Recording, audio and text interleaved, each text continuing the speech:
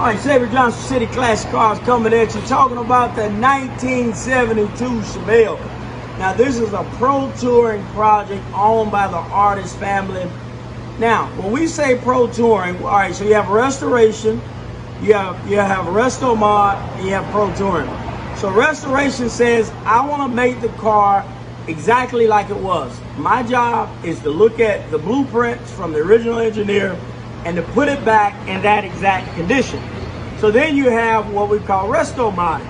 And resto modding is when we take the car and we increase it by making it faster, by making it safer, or making it more comfortable all through technology. So when it comes to an interior, a resto mod interior would have things like maybe Dakota digital dash gauges, may have things like billet pedals, may have things like vintage air, but for the most part, the interior itself is going to be fairly original. It's going to have a lot of the original components, a lot of the original seat framing. You're going to do the contours, maybe a little curved, but not much. When you look at the car, it's going to look period specific.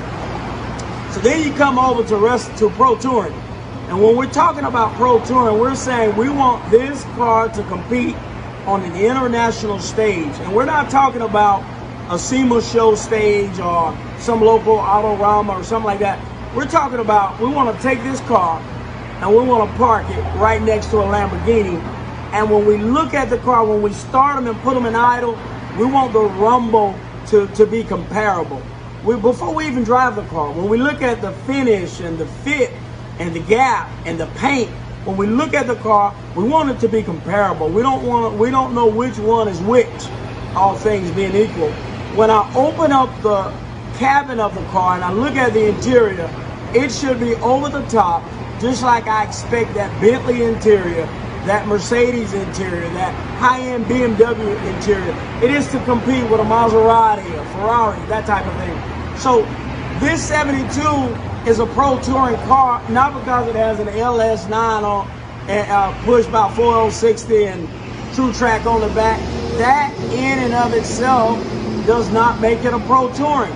Those are fabrics and components that make it a pro touring, but you got to look at the paint. And in this case, we're talking about the interior.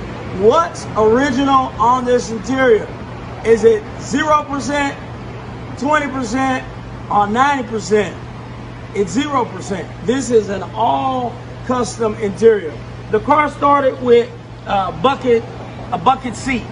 Now we go from bucket seat, and now we have bench seats. And not only do we have bench seats, when you look at the foaming and you look at the shape, you look at the support, it's like getting into a modern car. You expect when you get into that cabin and that cockpit, you expect that seat to kind of wrap around your body.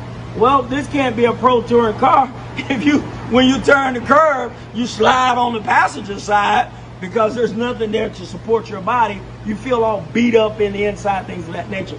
All right, so we have buckets in the back, we have buckets in the front, we have a custom center console that starts kind of almost at the packing tray, which is also custom. So it starts at the packing tray where it has components in there, has some special lighting in there. And so that custom console starts there, almost from the packing tray at the top of the seat, and then it flows down through the center with compartments in here, flows through the center, and it flows up here. And what we have here with this specialty board, it's sawdust and fiberglass mixed together that makes this MB board. So here we have a custom fabricated action station. This is the control panel. The control panel will have cutouts in here, and this is how the amenities of the interior will be controlled right here. On this side, are we going with a classic instruments dash that is designed for 1972? They have some great ones. The answer would be no. Maybe we're going with a Dakota digital dash that has a Chevelle console, the Chevelle gauges that are designed for this. Are we going with that? Absolutely not. We took the old dash and we just threw it in the trash. We don't need it. We don't need the AC ports. We don't need the cigarette lighter ports. We don't need where the ignition key goes. We don't even need the frame housing of that. All of this is going to be original.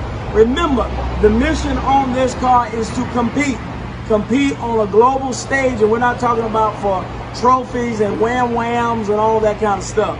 We're literally talking about from an engineering perspective, from a craftsmanship perspective, from a comfort perspective. We want the client to get in this car after he gets out of his new car and he cannot tell the difference. And we want this to be the favorite car in the garage. This car is designed to compete, but there is a difference. You even look at this board here. This board started just as one piece. Daniel, how big did they come? All right, so you're talking about 4 foot by 8 foot. Then we cut a piece, but we're still not finished. So then we cut these ridges in here. Look at those ridges. All of this is time. All of this is work. All of this is craftsmanship. All of this is know-how.